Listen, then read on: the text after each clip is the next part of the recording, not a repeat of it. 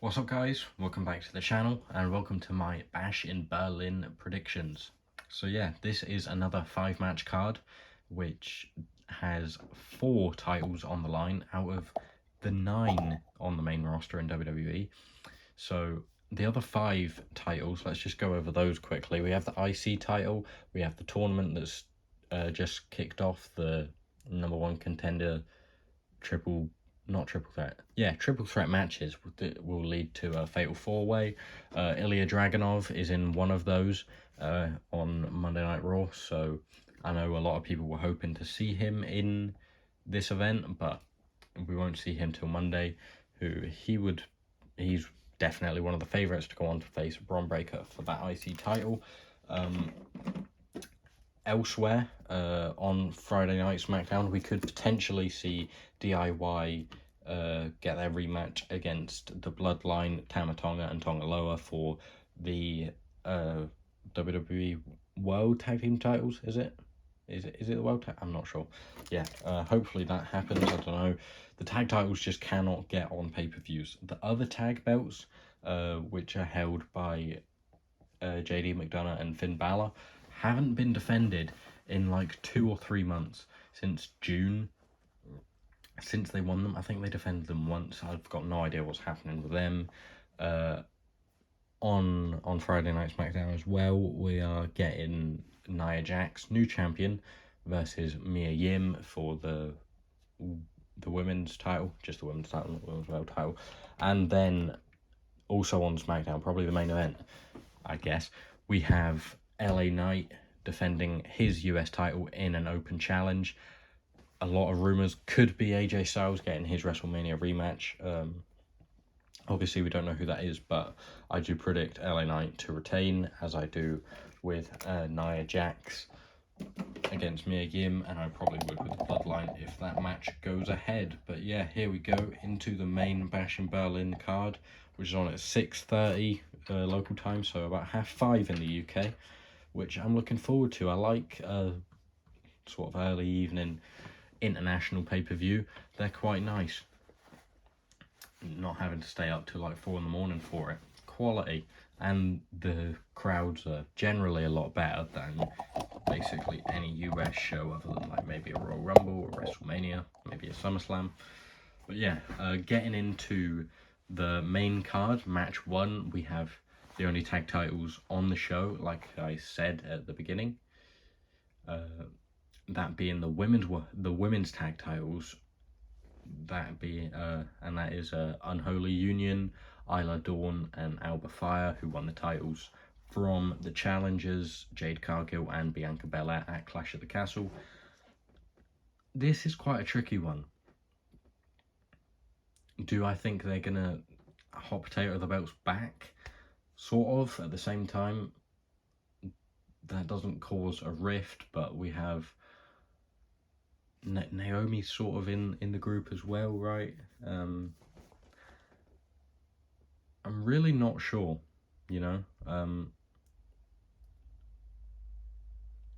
Blair Davenport's been with them recently, has she not, or is that someone else? I don't know. I'm gonna say Unholy Union retain. That's what I'm gonna say. Instead of Bianca and Jade regaining the tag titles, I might decide flip on that, but yeah. Then we have Damian Priest and Rhea Ripley, the something twins. What are they called? I can't remember what they're called.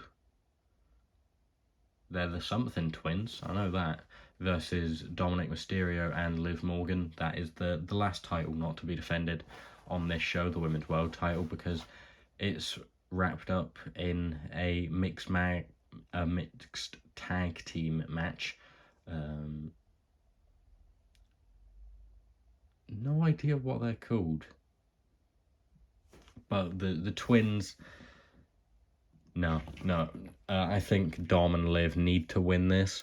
If the feud's going to continue, they definitely need to win this to still be like, yeah, it's going to continue, right? Until we get Finn versus Damian. So yeah, I think Dom and Liv are going to win this with probably the help of the rest of Judgment Day and the Twins of Darkness, whatever they're called, the Brothers of Destruction. Yeah, I think they're going to take the loss here. Judgment Day, Dom and Liv are going to win this one for me. I think they sort of have to. And then getting into the 3 matches that I'm really excited for. Let's start off with Cody and Kevin. Obviously, Cody's not really had much time to make many proper feuds during his reign, so he just picked Kevin Owens to be his opponent.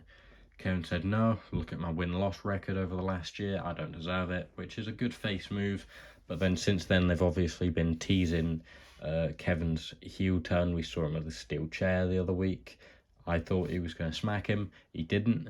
Interesting. I like to see that, how that goes. I mean, I'm not against having just a face v face match, you know. I think they're quite refreshing sometimes. Heel versus heel doesn't work, but I feel like face versus face does work in a way that you can just have that friendly rivalry fight. Does this lead to Kevin snapping and turning heel, you know, hitting him with a low blow or something? Maybe. Does it lead to Cody turning heel, which I think would be more interesting, but not going to happen. He's the face of the company. He's basically the new John Cena, isn't he? And he's only a few months into his title reign since finishing the story. So Cody Rhodes is going to retain once again. I think we're going to know when Cody's going to drop the title, who's worthy of Cody dropping the title. I thought it'd be Gunther, but obviously he's went the other way with it. But yeah, realistically, Cody holds it through to WrestleMania. Whether he faces The Rock or not is remains to be seen. That's a rumor at the minute. But Cody retains here. Owens heel turn. Yeah, I would like to see an Owens heel turn. I'll just push them to the side for now. Sorry. Then we're going to get into CM Punk versus Drew McIntyre. Their second match, this time without the interference of Seth Rollins. But the bracelet, is that going to be involved? Probably is going to be involved. But yeah, obviously this is the only stipulation match. We don't have many stipulation matches very often, it feels like, and they've had both of their feud be stipulation matches, starting off with a special guest referee match. Now we have the strap match, and no normal strap match, a traditional strap match where it ends when you touch the 4 turnbuckles, which honestly didn't know that was a thing anymore. I've heard they've done it on WWE TV fairly recently, like within the last few years. I didn't watch it.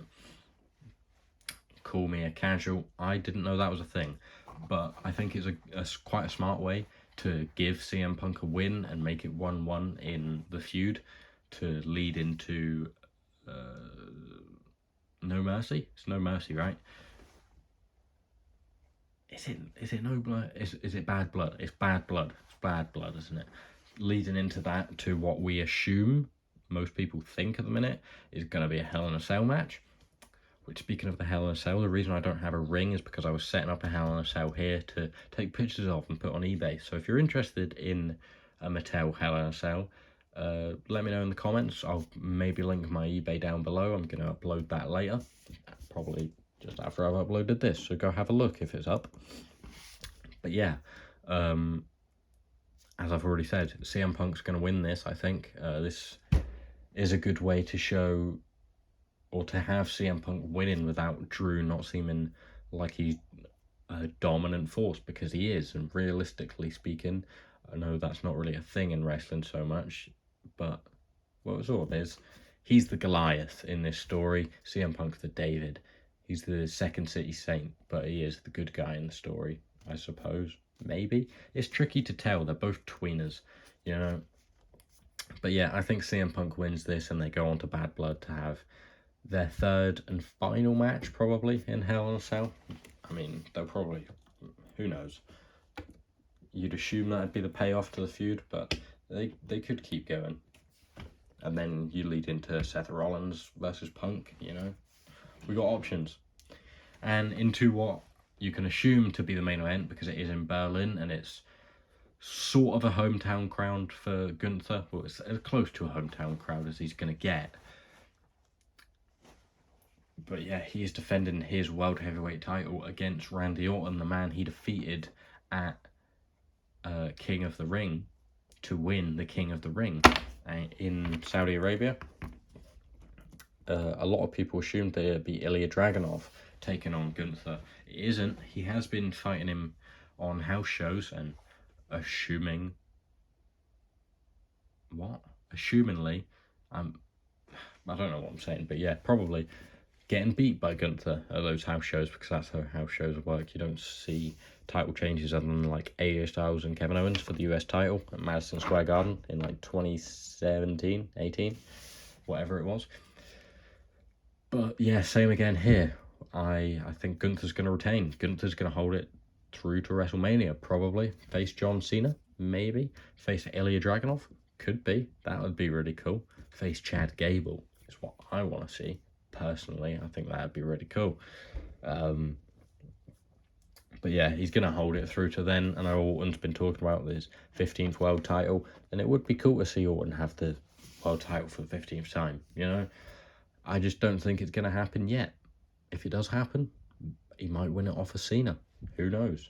Maybe he wins it now, he drops it, he wins it off of Cena to get his 16th, but then he's still one behind Cena, so it doesn't make sense. I don't know.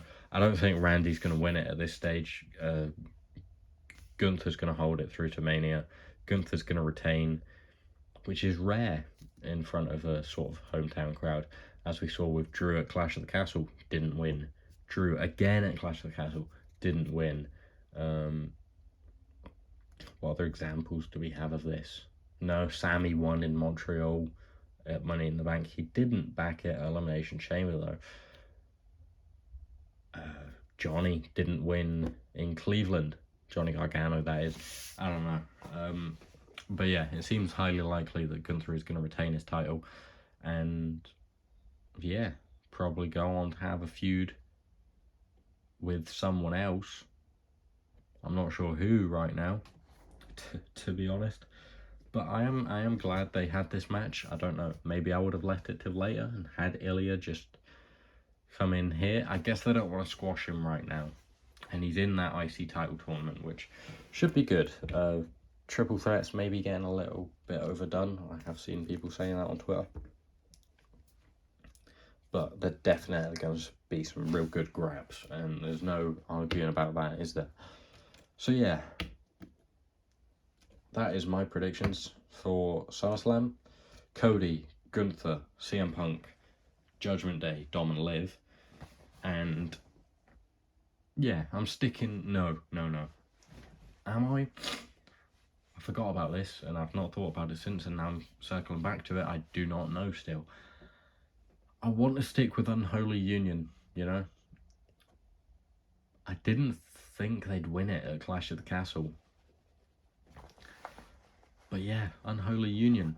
I just have that feeling they're going to retain. Have they already retained against them, though? I don't know. I've said it now. I'm just going to... From now on, I might just do my first down. No, I'm not saying that. Yeah, Unholy Union. I'm going to stick with them. And we're going to have Jade and Bianca probably leading to a feud. But I think that's going to happen at Mania. That's got to happen at WrestleMania, right? Surely that happens at WrestleMania. Jade and Bianca are going to win the titles back. That's my prediction now. I've changed my mind. I also have LA Knight retaining on Friday. And the Bloodline retaining on Friday if that happens. But yeah, there you go. There is my predictions for Bash in Berlin. I'm very excited for the show, especially with it being a sort of early evening show, like I said. So my reaction video should be out straight after that, which, you know, look out for that about 8 o'clock, 9 o'clock UK time, that is. Or like 2, 3, 4 o'clock, I don't know, for Americans who have to wake up super early to catch the show. But like 10 a.m. Boo-hoo. I've been waffling for a while now. Thanks for watching, guys. I hope you enjoyed. I hope you enjoy SmackDown on Friday and LA Knight retaining, as I said, and Bash in Berlin on Saturday. I know I will. I'll see you there. I'll see you in the next video. Goodbye.